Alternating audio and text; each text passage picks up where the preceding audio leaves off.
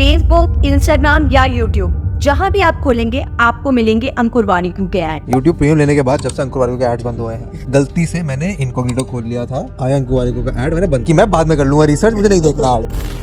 फिर topic time management हो, YouTube grow करना या फिर एंटरप्रेन्योरशिप, उनके पास हर चीज को लेकर कोर्सेज अवेलेबल हैं। एंड इन सारी एड्स को देखकर मुझे एक चीज अच्छे से समझ में आ गई है, that he is very good at sales. उन्हें पता है कि उन्हें अपने कोर्सेज को कैसे सेल करना है, and he is also very good eight speaking. In general हम सबको सक्सेस स्टोरीज काफी अच्छी लगती हैं। वो धड़कन की सुनील शेट्टी का फर्स्ट से अर्श तक का सफर तो आपको याद ही होगा। एंड अंकुर के पास भी उनकी खुद की एक इमोशनल स्टोरी है, जिसके हिसाब से उनके पास सिर्फ 5 मंथ्स सर्वाइवल के पैसे बचे थे एंड उसके बाद ही बिकेम करोड़पति। और उस मोमेंट में सिर्फ एक ही चीज मेरे जहन में बार बार आती रही कि काश काश काश। इस वीडियो को देख के आप मुझे बहुत गालियां देंगे, बहुत जूते मारेंगे, क्योंकि इस वीडियो में मैं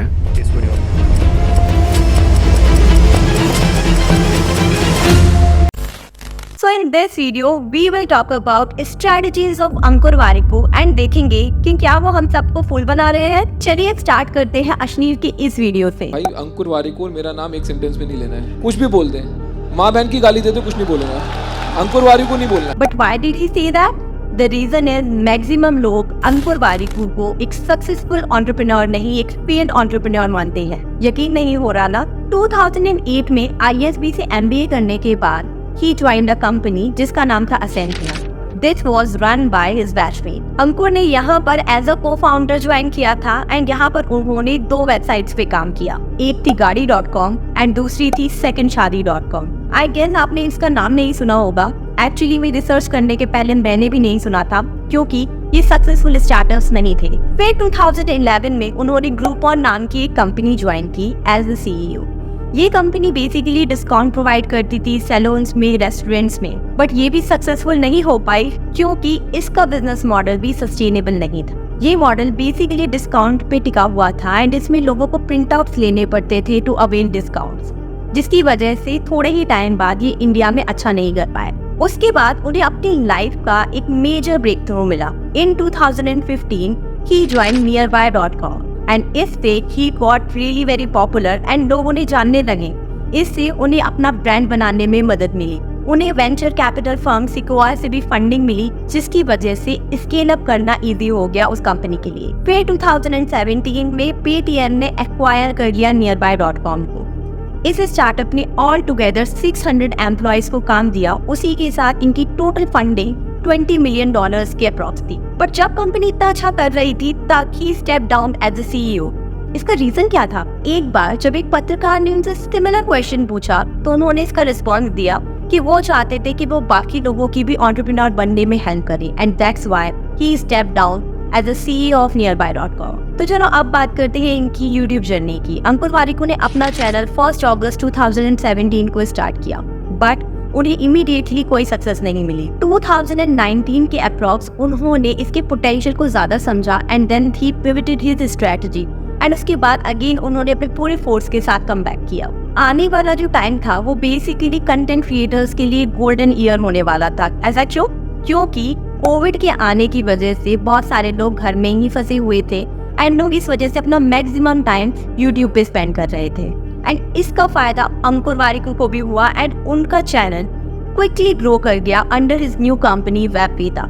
उन्होंने यूट्यूब के एल्गोरिथम को क्रैक कर लिया एंड क्विकली ही रीच्ड 1 बिलियन सब्सक्राइबर्स। उसके बाद उन्होंने left right centre ads run करने स्टार्ट कर दिए। इतने एड कि आप कुछ भी खोलिए, सच में सिर्फ आपको अंकुर वारिकू के एड ही दिखेंगे। This guy is really mad at me. I don't know ये Reddit पे था, but my apologies, man. If I'm provoking so many emotions in you, I must be doing something that is not working out for you. I just think that he's a pretentious piece of a spoilt brat from a privileged background who just got lucky copying some foreign business model and now goes around giving gyan like he knows life inside out.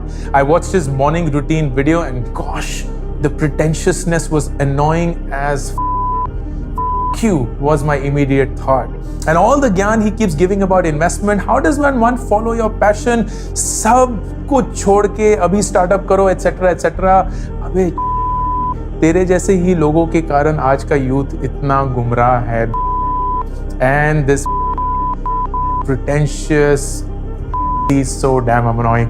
बहुत सारे लोग हैं जो on a daily basis इतने खूबसूरत से emails लिखते हैं, मैसेजेस लिखते हैं on how the content is helping them, कि अगर मुझे कभी भी ऐसा लगे कि यार क्यों है ये लोग जो मुझसे नफरत करते हैं, I go back to that folder and just convince myself that I am on the right path. And in just 2 years he made 40 crores. एक LinkedIn पोस्ट में उन्होंने खुद बताया था कि कैसे उन्होंने एक साल में 27 करोड़ बनाए। कि मैंने 2021 जैन टू दिसंबर 12 करोड़ रुपए कमाए एंड इस साल वो नंबर 27 करोड़ रुपए हो चुका है। लेकिन वो 27 करोड़ का स्प्लिट क्या है और वही सेम नंबर 2021 में क्या था, इस वीडियो में जानने की कोशिश करेंगे। शायद इतना सारा पैसा तो उन्होंने अपने पूरे करियर में नहीं बनाया होगा जितना क्विकली उन्होंने YouTube के आने के बाद बना लिया। तो अब आप सोच रहे होंगे कि उन्होंने इतना सारा पैसा बनाया कैसे, वो भी इतने कम टाइम में। तो चलिए पहले उनके इनकम सोर्सेज को देख लेते हैं। ऑल टुगेदर उनके पास मेनली 5 इनकम सोर्सेज हैं। पहला है selling online courses, second is brand collaboration, तीसरा है बुक रॉयल्टी, चौथा है corporate talks and affiliated marketing and पांचवा है जिसमें उन्होंने बाकी जगह जो इन्वेस्टमेंट किया है वहां से उनका पैसा बनता है। क्योंकि उनका सबसे मेजर रेवेन्यू जो है वो कोर्सेज को बेचकर आता है, तो चलिए हम बात करेंगे कि उनके पोर्टफोलियो में कौन से कोर्सेज अवेलेबल हैं। उनके पास मेनली 5 कोर्सेज हैं, जिसमें से पहला है how to grow your YouTube channel, second is on time management, third one is communication course, fourth is on startups and fifth one is on LinkedIn. ये ऑनलाइन कोर्सेज उन सारे सब्जेक्ट्स पे हैं जिन सब्जेक्ट से मुझे बहुत फायदा हुआ या मैं कुछ ऐसा सीखा हूं जो मैं आप सब लोगों के साथ शेयर कर सकता हूं। सबसे पहला कोर्स जो मैंने लॉन्च किया था वो स्टार्टअप के ऊपर, फिर टाइम मैनेजमेंट, क्योंकि टाइम मैनेजमेंट में मुझे ऐसा लगता है कि मेरी सुपर पावर है। पब्लिक स्पीकिंग का कोर्स हो गया, यूट्यूब के ऊपर कोर्स हो गया, हमारा कम्युनिकेशन के ऊपर कोर्स लॉन्च हो रहा है, इंस्टाग्राम के ऊपर हम एक कोर्स लॉन्च करने वाले हैं, पर्सनल राइटिंग, क्रिएटिव राइटिंग के ऊपर हम कोर्स लॉन्च करने वाले हैं, पर्सनल फाइनेंस पे हम कोर्स लॉन्च करने वाले हैं। तो ये सारे कोर्सेज होंगे and of course to promote this courses I use ads a lot. सिर्फ इन सारे कोर्सेज को बेचकर ही made 19 crore. Yes, it's a lot of money. Basically उनकी न्यू बिजनेस मॉडल nearby.com की वजह से उनका एक फैन बेस, उनका एक ब्रांड बन गया, जिसकी वजह से फॉलोअर्स उनसे जुड़ते गए। अगर आपको लगता है कि उन्होंने कंटेंट क्रिएशन रिसेंटली स्टार्ट किया था, देन यू आर रॉन्ग। उन्होंने 2005 से ही व्लॉगिंग स्टार्ट कर दी थी जब वो ISB में पढ़ रहे थे। तो मुझे याद है 2003 का एक दिन मेरे पास एक कैमरा था। ये एक ऐसा वक्त था जब मैंने डिसाइड कर लिया था कि मैं हिंदुस्तान वापस आऊंगा। कोई भी मेरी दुनिया में इस डिसीजन से खुश नहीं था। मैं खुद नहीं जानता था कि ये डिसीजन सही होगा कि नहीं। हाथ में कैमरा लिए मैं चल रहा था, बहुत लॉस था, बहुत स्ट्रेस था, बहुत चिंतित था, समझ नहीं आ रहा था कि जिंदगी में क्या हो रहा है।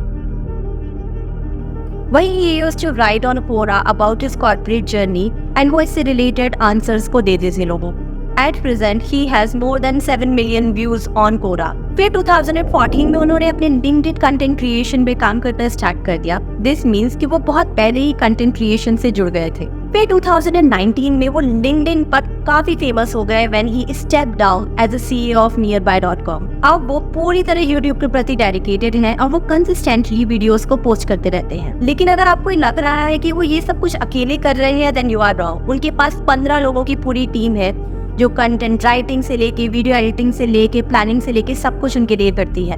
फिर वो वीक में एक दिन जाके सारे वीडियोस को शूट कर लेते हैं, उनका काम वहाँ खत्म हो जाता है। वही क्रिप्टो प्लेटफॉर्म वॉल्ट को भी उन्होंने प्रमोट किया था, जिसकी वजह से काफी सारे लोगों के पैसे फंस गए थे उसमें। अंकुर का नाम जितना बना है उतना खराब भी है, क्योंकि भाई वो हर बार किसी न किसी स्कैम में इन्वॉल्व होते ही हैं। गोल्ड वाले स्कैम आपको याद होगा, जहाँ पर अंकित वारू चिल्ला रहे थे कि अरे भाई साहब मैं आपको बताता हूँ गारंटीड आपका मुनाफा होगा, सबसे ज्यादा मुनाफा ये ऐप करके देखिए। ऐप का बाद में क्या हुआ था भाई साहब, ट्रांजैक्शन सीज हो गई थी इसकी, ना पैसा डाल सकते, जिन्होंने डाल दिया वो निकाल नहीं सकते।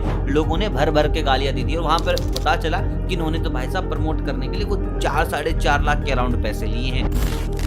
Here I will say just one thing कि जब आपके पास इतनी ह्यूज फैन फॉलोइंग होती है तो आपको सोचना चाहिए कि आप किस चीज को प्रमोट कर रहे हो और पूरी ड्यू डिलिजेंस कर लेनी चाहिए, वरना ऐसा भी हो सकता है कि लोगों के पैसे फंस जाएं, लोगों का लॉस हो जाए। वही उनका कहना है कि वो सिर्फ वो प्रोडक्ट्स को प्रमोट करते हैं जो वो खुद यूज करते हैं। लेकिन इन सारे स्कैम्स को देखकर मुझे नहीं लग रहा कि उन्होंने यूज किया होगा या प्रॉपर ड्यू डिलिजेंस भी की थी इनके ऊपर। और sometimes he gives financial advice also. उनके ऊपर रिस्पॉन्सिबिलिटी बहुत ज्यादा बढ़ जाती है, क्योंकि एक ह्यूज फैन बेस है जो उन पर ब्लाइंडली ट्रस्ट करता है। तो उनको सोचना चाहिए कि वो क्या इन्फॉर्मेशन दे रहे हैं, वो क्या बोल रहे हैं लोगों को, इन लोगों पर उनका क्या इम्पैक्ट पड़ेगा।